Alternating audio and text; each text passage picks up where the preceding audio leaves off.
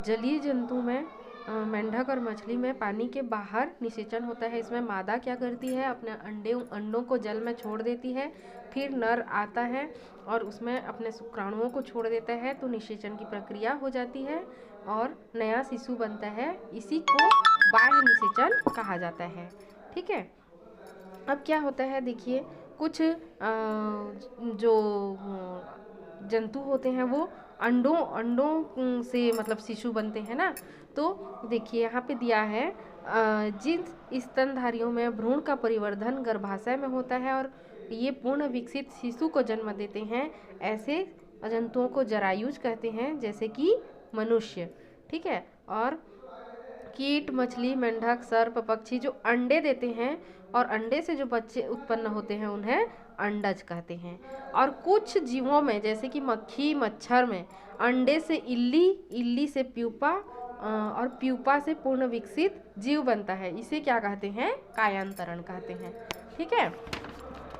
इस प्रकार जंतुओं में प्रजनन होता है। ठीक है। यहाँ पे कुछ प्रश्न दिए हैं, उसको लिख लीजिएगा। ठीक है। अब है थोड़ा सा मैं इसके बारे में बताऊंगी। अलैंगिक जनन के बारे में जान ही रहे हो, तना से, पत्ता से और जड़ से होने वाला जो प्रजनन होता है वो अलैंगिक जनन होता है। इसमें इस प्रजनन में स्वयं जीव और उसके किसी अंग से नया जीव बनता है ना।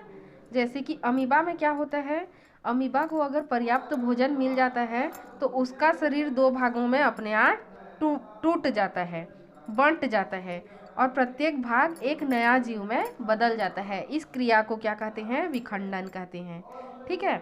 उसके बाद कुछ जीवों में क्या होता है दुर्घटना के कारण एक से अधिक भागों में उनका शरीर टूट जाता है, तो प्रत्येक भाग क्या हो जाता है, नए जीव में बदल जाता है। इसको क्या कहते हैं, पुनर्जनन कहते हैं।